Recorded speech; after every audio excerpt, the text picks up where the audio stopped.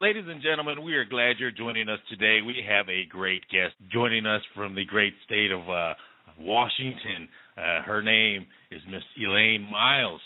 She's from Pendleton, Oregon originally. She was born up there in Oregon, and she's an actress, if you don't know, Native American actress to all those listening in.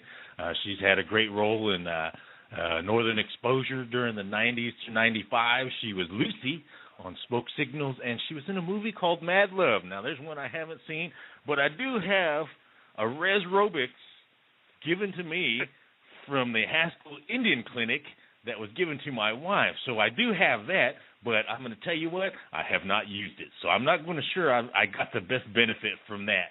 But what do we know about Miss Elaine Miles? Well, she is a Cayuse, and I hope I'm saying that right, Nez Perce Indian. She got her start there on Northern Exposure in 1990 by accident, and we'll find out a little bit more about that. She had originally was brought in by her mom, or she came in with her mom to audition, and then we'll let her tell the stories about that. She does have a son. His name's Dustin. If you don't know anything about Miss Elaine Miles, well, she is a traditional person as well. She does beadwork as well as storytelling, pottery, weaving, and there's something else that I was found fascinating, and corn husk weaver. I've never seen that, and I'll ask her a little bit more about that. But we want to welcome you to the Native Guy Show, Miss Elaine Miles. How are you doing today? I'm doing great. Thank you, Russell. Thank you for coming and joining us today. So, Elaine, let's learn a little bit more about you, and let's get our listeners to learn a little bit more about you. We learned you're from the Cayuse and Nez Perce tribe. Where is that located at, to those who might not know? I'm enrolled on the Umatilla Reservation. That's in eastern Oregon near the town of Pendleton.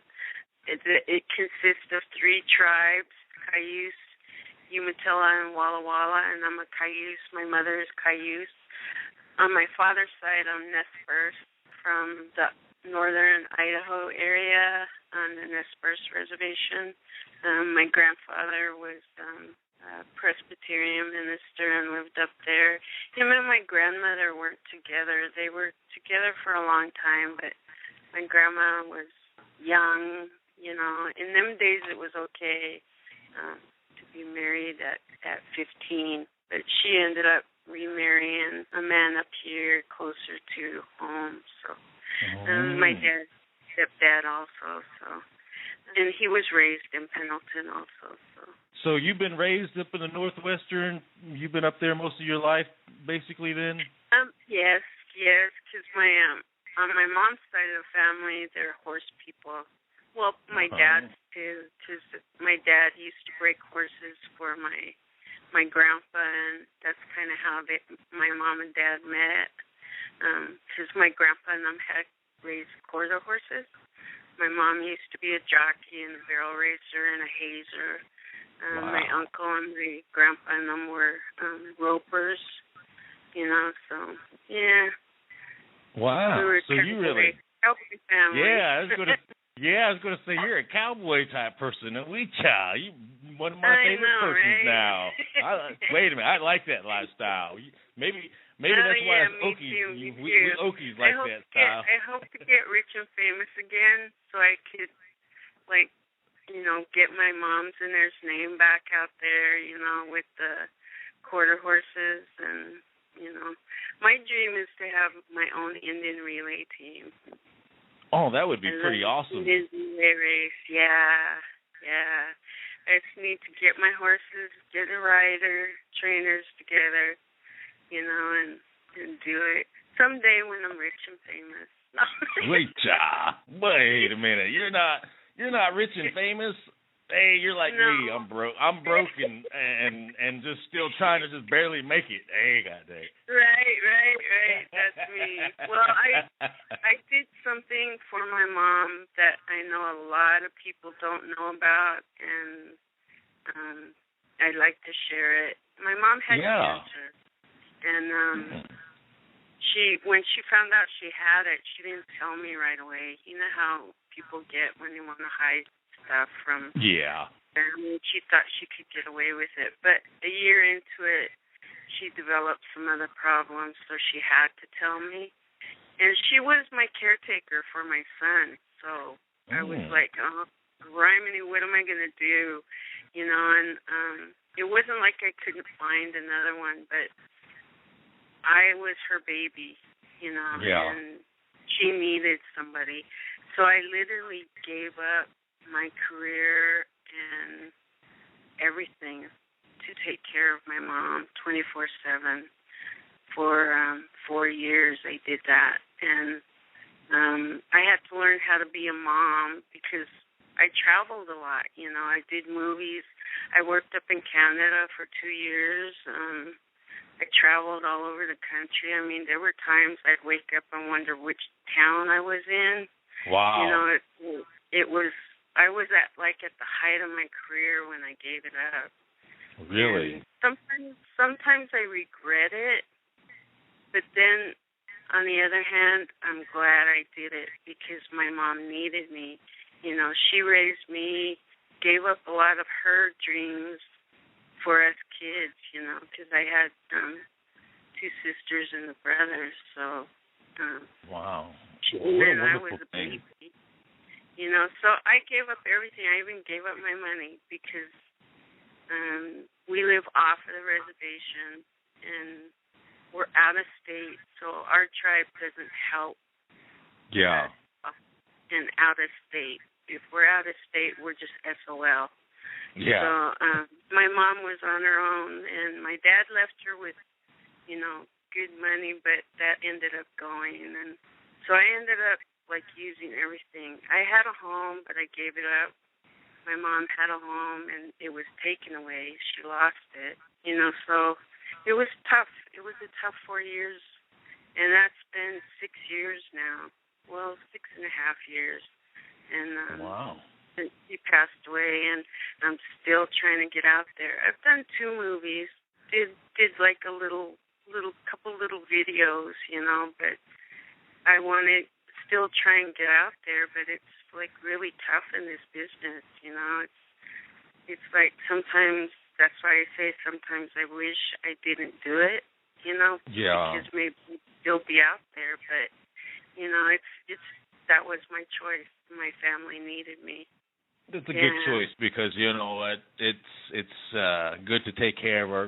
That's one thing American Indians are good. Known for, as we as people, we love our parents and our folks that much, and I'm glad that's a good thing. That's a good thing, and the blessings that you'll get because of that. You might have been out of it for a while, but you'll get back out there because I get to read and follow you, and many of your friends and family and fans on the Facebook, and you'll get back out there because you're one classy and funny person, I believe, because you got some funny things that are going on, and I want to actually ask you about the funny story that how you got your job. So let's take a walk in the past for a minute and let's talk about your first stint. Yeah, how did that go? Because that was kind of crazy, the story about how you got your first stint in with an exposure. My mom and I were on our way, because before I became famous, we powwowed. I was, always dancing. I used to win. My mom would win. We'd call my dad. We're going to the next powwow. You know, she called Dad, oh, baby won, so we're going to go to the next powwow, or my sister won, so we'll see you in a couple weeks. You know, we're going to head over to Montana, you know. And my dad just let us travel, you know. He just let his girls travel, you know, to powwows. And we were going up to Canada for this powwow in May. And we were sitting there, and she goes, well, her renter is the one that gave the casting agent her name. And so she was like, they want me to go here because it's here in Seattle. And I was like, really, Mom? We're going to miss Grand Entry. No, we won't.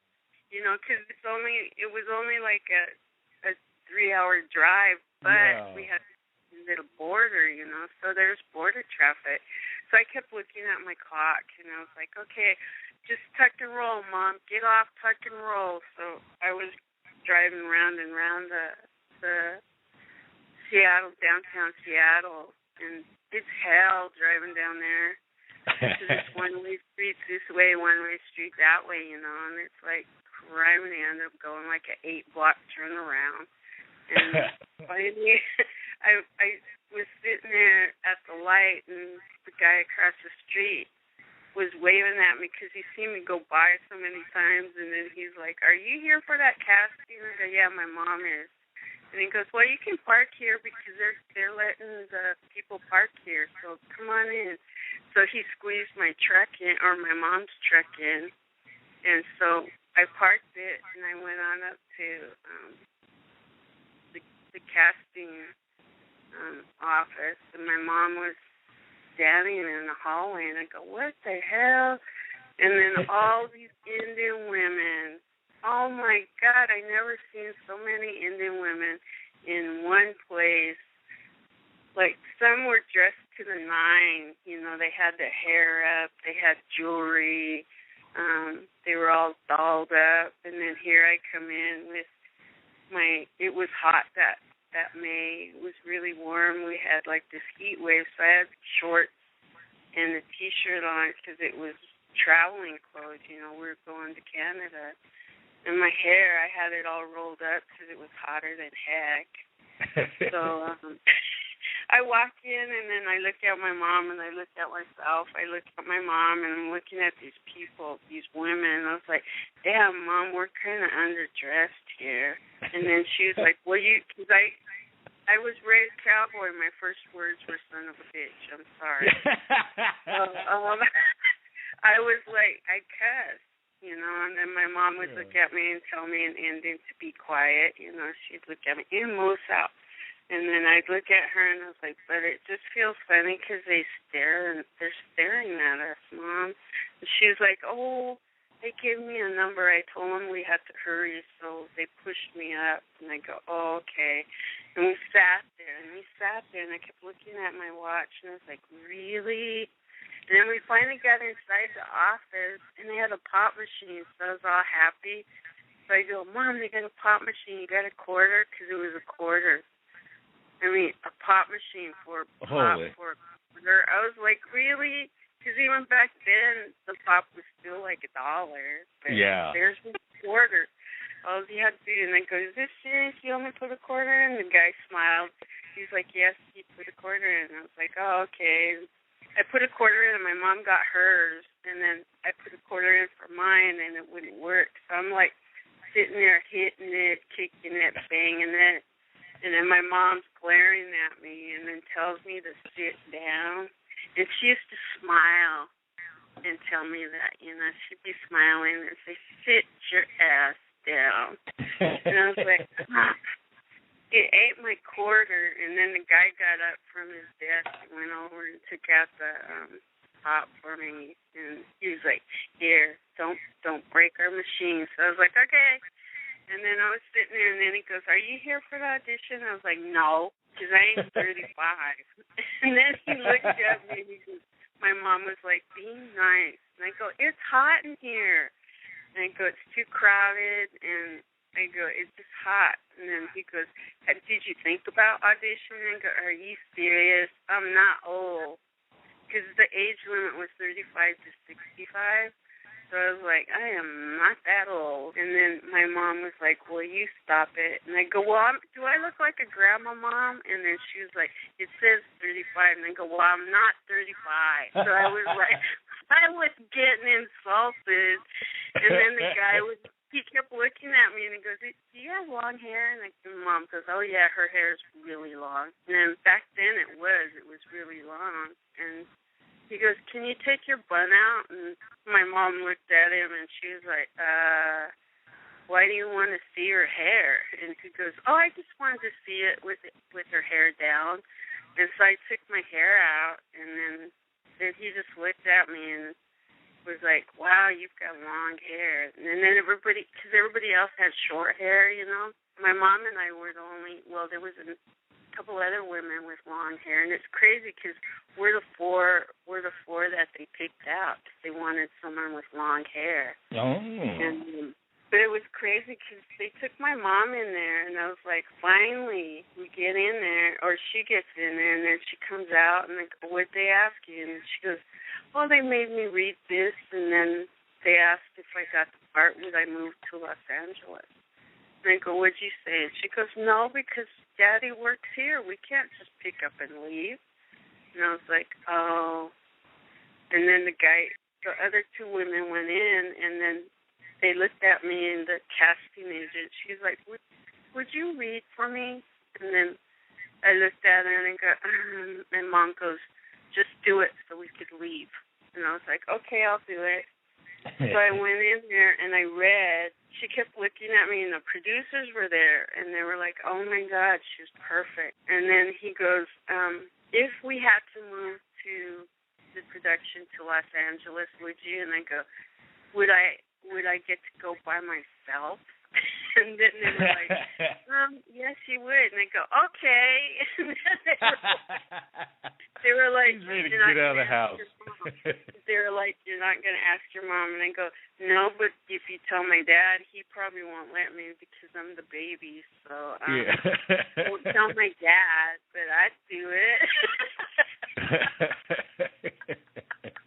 But good job. We ended up getting the call. We went to the powwow. I placed third, you know, and I wasn't really happy because I usually used to get first. So I wasn't really happy because we missed grand entry, but I still placed. My mom placed. We were happy, and we were going to go on. We were going to go over to another powwow up there, Alberta, from there. And then my dad said, no, you girls got to come home because these people keep calling because you got to be at some studio on Monday. And Mom was like, oh, I have to be, because she goes, Dad just told her she had to be there. And then he called us when we were on our way back home. We called after we got across the border, and my dad goes, well, they want Baby in there too. Did she audition? And then Mom was like, yeah, I made her. And then he goes, well, there's 4 of you, and you two are 2 of the top 4, and they want you both there tomorrow. Wow. And because we auditioned on Friday, had a callback on Monday, and then I started work on Wednesday. That quick. That was a quick turn. No kidding. That was quick. And then that's why my mom was the one. She was like, whoa, that was just like a whirlwind thing that just happened. And then they were like, we like that, you know, because when they said, you know, well, we like your mom. And she thanked the other two, you know, the other 2 ladies. They were from Canada, and, you know, for coming down, and they would probably get called in to do other parts. But they go, we have our Marilyn. And then he started talking to Mom, and he goes, you didn't get the part either, but we're going to write you in as Marilyn's mother because of the chemistry you 2 already have. And then I looked at her, and then I looked at those ladies, and I was like, they didn't get it. Mom didn't get it. So, and then they came over to me, and they were like, so you are our Marilyn. We're rewriting the script to fit you. You're not going to be old. And I was like, oh, my God, I got it. And I was all happy because I thought it was just for that one time. My week went by because it was an 8-day shoot. So the 8 days went by. So on the last day, I was like telling everybody, "Oh, this was so much fun. This I'll always remember this. And I'm happy I got to be a part of it. And thank you." And the producers were looking at me like, "Where are you going? Where you think you're going?" So aren't we done now? And he goes, "Oh no, honey, we were contracted for 8 episodes. This is only the first episode." And then I looked at him and I was like, "Oh, you mean I have 7 more to work?" And he goes, "No, honey, you have 7." He goes, 7 more weeks or 8 more weeks to work. And I was like, 8 more weeks? When's payday? And he goes, you should get your first check next week." And I was like, "Oh, okay." And so I just calmly walked down to the corner payphone in Roseland where we were shooting because we were on location. I called up my mom and dad and I go, I'm a permanent person here. I have 8 more weeks to work." Wow. And then I was so excited, and I wasn't saying it like that because I was, cussing around. My dad was all happy, and we were hooping around, and Mom was like all happy, but she goes, "Now we can't go powwow." And I go, "Oh, Mom, you can still go." And she's like, "No, it wouldn't be the same without my girls," because my sister ended up moving back home to Pendleton, and she ended up getting married. So then Mom was just stuck at home by herself because baby got a job. Yeah, that's so awesome. It's crazy. It's crazy how that happened because the producers actually told me, they were like, "You're the one in a million with the natural ability to act." Someone on the set had heard that I never acted before, and they were really telling me, you should really go to school, theatrical school, and get some schooling on the ability so you'll keep and improve your job. And I just looked at that person and thought, wow, maybe I should, because I was like really green, this little country bumpkin, and I was like, oh, maybe I should. And then the director heard, and the director pulls me aside, and he goes, "The producers want to talk to you, honey." And I was like, oh, okay, so I thought, oh, Christ, I did something wrong, And then they came up to me, they took me into the little room, and he goes, "Elaine, we'll give you more money if you don't go to school." Oh, wow. So if I don't, and then I was like, they said that I need to, and they go, "No, you are the one in a million, needle in a haystack with ability to act." Wow. It's really hard to find people with that natural ability, and we want to keep it that way. And I was like, oh, okay. So I was like, okay. And then I got a little bonus, it wasn't much, but, it was a bonus to me back then because working at McDonald's, was crap for pay, So I was happy with that. And then I wouldn't powwow anymore to get my money, So I was happy. When I got my first check, oh my God, I was like a kid in a candy store. I showed my dad how much I got. I showed my mom, and then Dad was like, "Holy shit, we could retire, Mama." And I was like, "Yeah, Daddy, just retire." I kind of took over their house payment. I paid for their house. I bought my dad a truck. I bought myself a truck. I just kind of took care of my family. Bought my sister a car. And, it was good money. Imagine. And who would have known? And you guys, when you first started, did you ever think it would go for, 5 years? No, because we were shocked when it actually got picked up after that first season, because they thought we had a good following, that first season, but they were like, oh, it took a while. It took a while for us to get approved. And then finally, about 6 or 7 months later, it got approved, and they were like, okay, we're going to do a they gave us another season. So we're going to do a second season. I was like, yes! So I was happy because we were getting another season, and I became a season regular because that first season I was just special or introducing Elaine Miles, that's all it was. But after that second season, they made me an original cast member. So I was like a cast member of Northern Exposure, and the first Native female that was on every week. I remember when I was on Johnny Carson, that's what he thought. He goes, I knew Jay Silverheels, and he was the most recognizable Native, and he goes, now you are the first Native woman.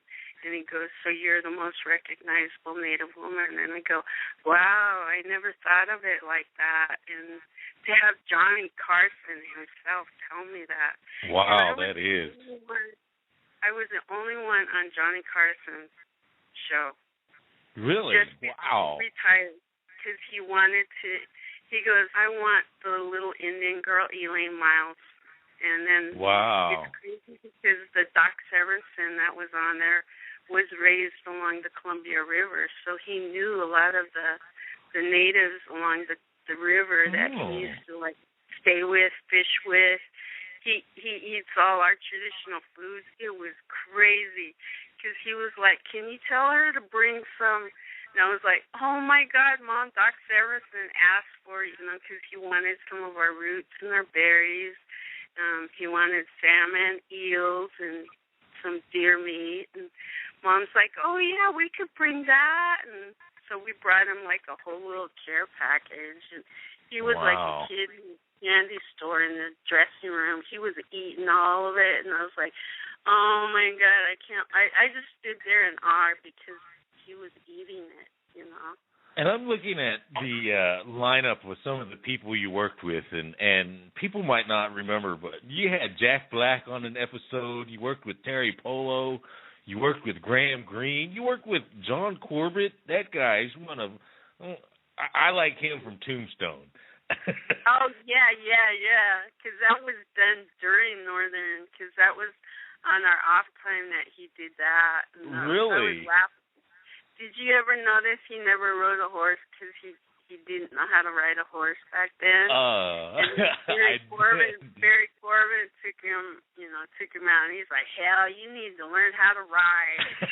Because we all, like Darren Burroughs, the guy that played Ed the Indian, him and I used to hang out with Barry all the time and, ride horses and stuff. So it was cool. And Barry is he's kind of like my daddy. He was like the daddy to me and Darren anyway, because my dad passed away after that first and second season. My dad passed away, and then he was friends with my mom and dad, and then he was like, he cried, when my dad passed away. And, wow. And he said, I'll always be here for you. And, he always has been there for me. What an awesome thing. And we stay in touch. Well, Darren and Barry and I do. And then Peg Phillips, the older woman that was a store owner, she used to live up in Woodinville. That isn't very far from me. And she used to live there. And so, we kept in touch because I used to check on her and stuff. But she passed away, not long after the show was canceled. She had cancer, too. So it was tough. We lost her. So I bet you it was a great time doing all that. And then after you got done with the series and everything like that, did anything else happen after that ended? Did you get more? Because it looks like you did some comedy for a little while. Was that during the break? Yeah, did some comedy. After I did Tortilla Heaven, I worked with George Lopez. And George Lopez used to tell me, girl, you are crazy. And I go, no, I'm just an Indian girl. And he was like, oh, my God, you look like you're so like Marilyn. And then I was like, I'm nothing like Marilyn. I talk, because Marilyn didn't really talk that much. Yeah. But she knew a lot. She knew a lot, maybe in that sense. Well, I don't know everything, but, I know a lot of stuff that people don't think I do, because I may look ditzy at times, but I'm not. But I do really, I talk a lot more than Marilyn did. And as you can tell on Facebook, I talk, what I think. Yeah, that's the best way. And sometimes it might get you in trouble. Hey, right. Yeah, because that's what my sisters always tell me. She's like, you really got to be careful what you say. And I was like, no, because somebody's got to say it was during tribal election time.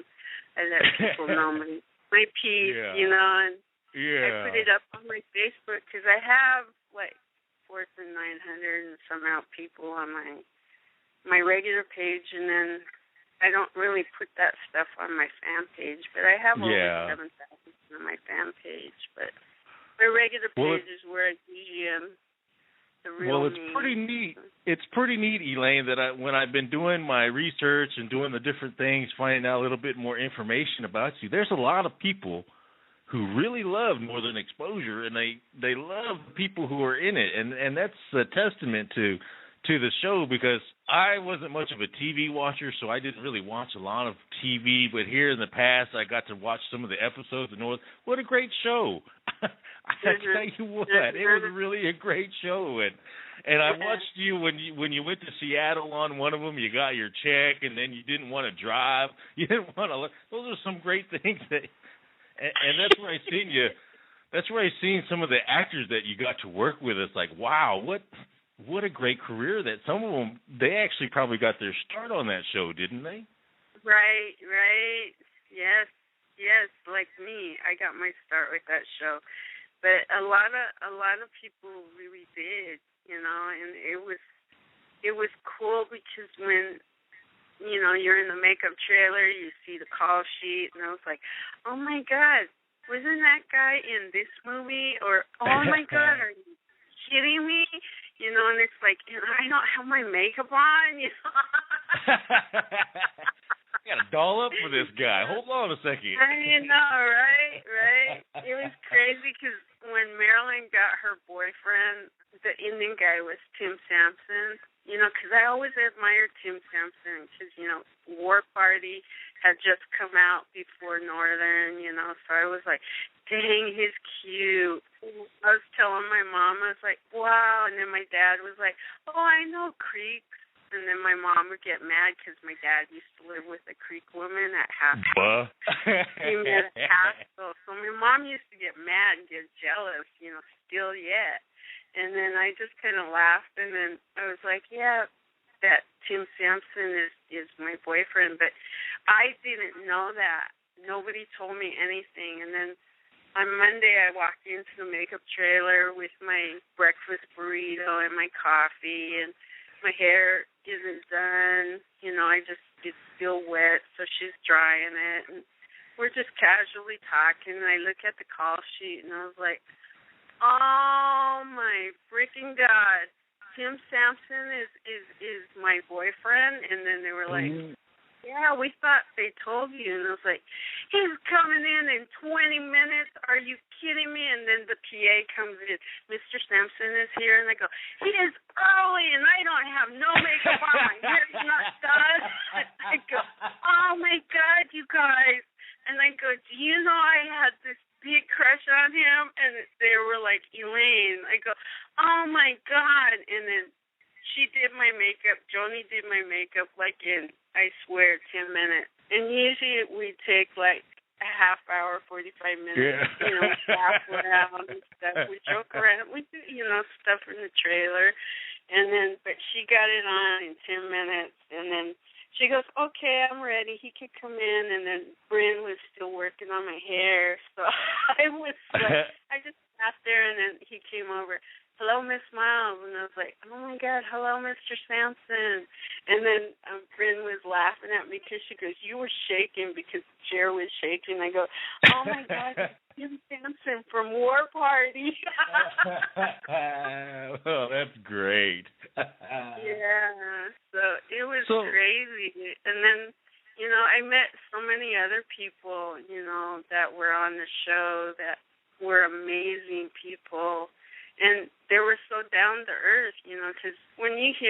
sometimes you hear these horror stories about actors and actresses, but our little crew was pretty good. It seems like you guys had a good crew. So let's talk about your other crew. You didn't do a lot in smoke signals, but you got to drive a car back. Did you really get to drive that car backwards? I really did, because they had a stuntman, but he was like 6'2", I think. So he was big, and they tried to make it where he was, they kept telling him, "Can you slouch down?" And they're like, "No." You could tell it's not her. You could tell. He would look at me, and he was like, "Elaine, you really need to do this," because he goes, "This isn't working out." And he goes, then I just kind of looked at him, and by then I knew, the tricks of the trade. So I was like, "If you give me stunt pay, I'll do it." He just looked at me and he goes, "You're serious?" I go, "I'm serious." I go, "You give me the stunt pay and I'll do my own stunt." That's how it works. And he's like, "Girl, she knows her business." Yeah. He goes, so he went and he left, and then he came back. He goes, "Can you come in at 5 o'clock?" And I go, 5 o'clock? And he goes, "Yep, because you're going to learn how to drive in 2 hours." And I go, 2 hours. I go, I could do it. And so I did it. I actually did it. And it was fun. It was a lot of fun doing that, because some people asked me, because we were still at the height of northern exposure, and they were like, "Why are you putting yourself at that level?" And I go, "What do you mean at that level?" And they go, "Well, that movie's not going to go anywhere." And I go, "You know what? This is the first written, directed, produced movie with the main characters as natives." I go, Yeah. "Hell yeah, I want to be a part of this." And then they were like, "Well, Elaine, you really need to pick and choose, learn how to pick and choose." And I go, "Well, I'm sorry, this is what I choose." And that's great, because that's not the first time you've made a choice like that. It says that you guys got an award at one time from the Screen Actors Guild, but you also got another award from the first American Gathering. I chose to go to the First Americans in the Art because the Native people recognized me for my work on Northern Exposure, and that meant more to me than getting the award from Screen Actor Guild. It meant the people, the Native people were accepting me, because that first season, it was tough. I was getting hate mail. It's like, "You're not Native, Wow. you're Asian." Because people thought I was Asian. They thought I was Mexican. I was like, they thought I was Filipino, and I was like, nope. And then finally they started getting me out there more, because they go, "She's the one that's bringing them in, because this is what we're getting. So we need to do more promo stuff with her, because we're getting a different following now. So we need to let these people know she is Native." Because even when I joined the Screen Actor, I have to show them my tribal ID. Really? Wow. Interesting. To be listed as a Native actor, you have to show your tribal affiliation. They had to make sure you're Indian then. Right. I was like, well, you know what? I got my tribal ID, so I have no problem with that. I'm good to go. I got no problem. I was happy and, fortunate. And even, like, the producers, they were so proud. They were kind of upset that I did it at first, but when we got to L.A., they were like, "You know what? You're right, Elaine. This is important, because we have a large following of Natives. So we've got to get a table." So they bought a table for the crew, just the producers, a couple of the directors, a couple of the writers, and myself and my mom. We went, and I was happy with that, And Rob Morrow wanted to go, but he had, stuff he was doing for the SAG thing. So he goes, "I can't make it." But he goes, "I'm so proud of you. We're standing up for yourself." He goes, "But just know," and he sent me roses. That's just a testament to you and the humility you show for your people and all of our American Indian people. That's just beautiful to hear, because that that actually makes me even more prouder of the choice you made and everything like that to hear the way, because you did it because you love who we are as people. That's just so awesome. And plus, that's who I am. I'm an Indian girl first, before anything. Yeah. First and foremost, I was born Native, and that's what I am. Because I may live in the city right now, but I do practice my traditional ways, even here, and all by myself. I do it, because it's like that's a part of the way I was raised. That's I was awesome. always an Indian girl first. And my mom and my dad and my sisters and my brother always, told me, you're always an Indian girl first. Never forget that. This glitz Amen. and glamour is here now, but one day it's going to be gone. But you'll always be an Indian girl. Amen to that. Elaine, man, I cannot believe how fast we used that time. But I wanted that was so great. No, but I'm so glad. I mean, we could go on forever and ever, but they're going to kick me out of my studio pretty soon. I know, right? Yeah. But is there any final thoughts or anything, encouraging words to those who are wanting to do things, because we're looking as American Indian people, looking to different ones. Today, they're looking to the basketball things and things like that. But just hearing you talk and how you're doing, it's just encouraging to me, because it tells us that yes, we can make it who we are as people. So, do you have any final thoughts or encouraging words for our audience? I just hope and pray. My son had always dreamed of doing something either behind the camera or as a writer. He's got a script that he wrote in high school. He graduated. He's a Marine now. But he had a script he wrote in high school about a Native Marine or a Nez Perce Marine. And he goes, "This is going to be a film one day, Mom." And I go, "Well, baby, let your dream grow big. You finish your script, clean it up, write a storyboard, get a storyboard going, and your dream will become reality someday." And I hope, I have hopes and dreams that our younger people will do that, because we've been on a back burner for so long. Yes. Like we don't even exist in our own country, and that's sad. That's sad because we have writers, directors, people behind the screen for lighting, electricity, grips. We have all of that. Why can't we have our own crew like Mexicans, Asians, Blacks? They all have their own crews. They can get their money. They can get the funding and everything they need. Why do we always have to be the ones not to make it in our own country? And that's sad. And I hope and pray that one day this changes, where our younger people will be the ones. We will have our Native newscasters on TV all the time. We will have our own Native channel. We will have our own Native radio station that won't have to be through PBS, right? Amen. I certainly agree. I think I hope I live to see that day. I think we might have to get you involved in trying to get something like that fixed up, because myself, I want with this radio station to do more for our Native communities. It's too bad not many are taking this opportunity like you are, to tell us the encouraging things. But maybe more will follow. Like some people, they get jealous. I mean, I made a lot of enemies when I chose to work in Canada because I was a U.S. actor. And they're like, "I can't believe you're going to Canada to work." And I was like, you know what? They offered me a part. I'm going. Yeah. Don't be jealous. You should be happy that somebody else, Native, is going to make it on another TV show. Be happy.